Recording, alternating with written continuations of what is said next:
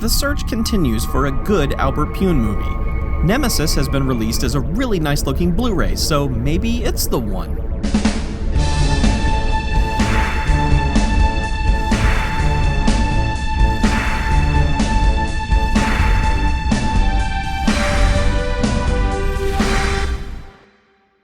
We watched Doll Man on the Bamfcast recently, which I'd hyped up to be the good Albert Pyun movie, hoping to finally prove to my mates that he can in fact make a decent one. Nope.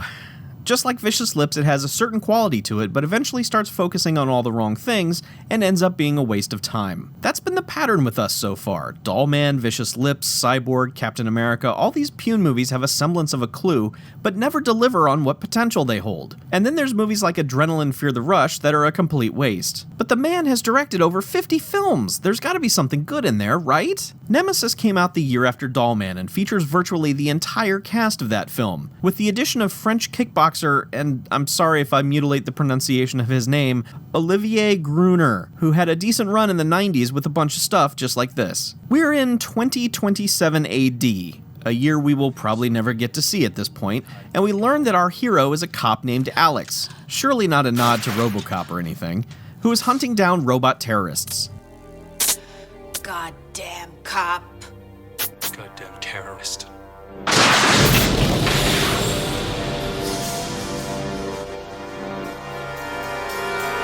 Alex has a pretty good action movie motto for the bad guys. You break the law, go to hell. What follows in the next 10 minutes is a bunch of bonkers action which ends up being a better movie than anything I've ever seen Albert Pyun do, save for maybe the first third of Vicious Lips.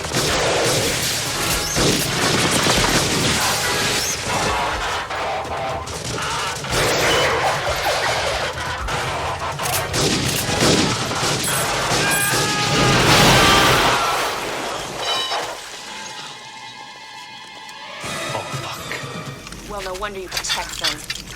You're mostly machine. You're not really human anymore, are you? 86.5% is still human. None of you is human. Never was. Alex ends up shot all to hell, requiring more cyborg implants, but he rescues a puppy, so that's good. While rehabbing in Baja and developing an addiction to painkillers, hot lady cyborgs show up and try to get him to do something, sort of, and then they murder his dog, which, what the hell was the point of that? That's like some kind of third act bullshit, not something you do 20 minutes in. The dog, of course, is never mentioned again. It doesn't even end up being relevant. Sometime later, and with his third hairstyle of the film, Alex ends up getting shot by the guy from Return of the Living Dead, who has a gun in his face. This leads to Tim Thomerson and Brian James with a weird German accent wanting Alex to go do something else, or else. Remember the bomb in your heart, Alex. You've got 3 days. The clock is running.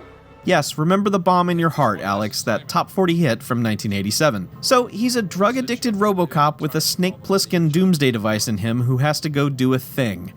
Alrighty, well, that's our plot. That's all in the first 30 minutes of Nemesis. From there, the rest of the film takes place here in this area, wherever that may be, where almost Lori Petty and a really young, really nude Thomas Jane join the proceedings. Brian James and Tim Thomerson show up immediately as well, apparently out to kill Alex, which then makes you wonder for the next goddamn hour why they sent him on this mission in the first place if they were just going to show up and do everything themselves. That gets explained late in the third act, sort of, but still... If all this sounds disjointed as hell, that's because it is. The story wanders all over the place, and I did my best to explain it, but it's incoherent. Fortunately, there's an insane mid-movie shootout that gives B-movie lovers like myself a little bit of hope.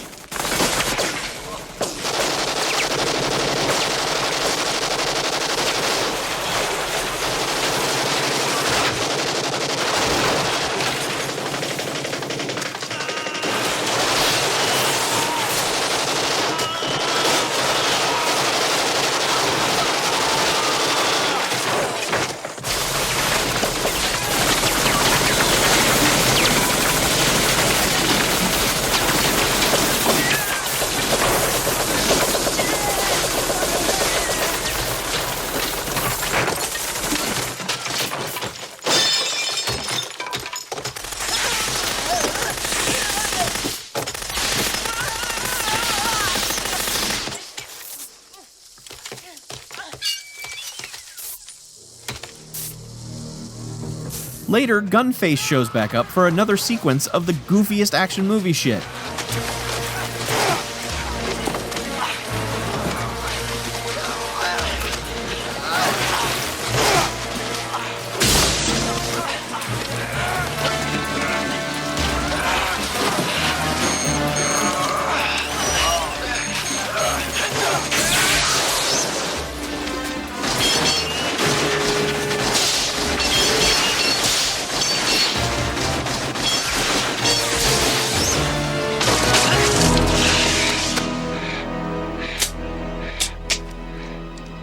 You are a very energetic human.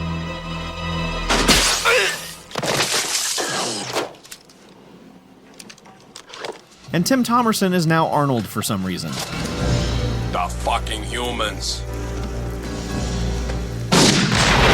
Then there's a stunt sequence where I'm pretty sure they tried to murder the star of the film had things gone even slightly wrong.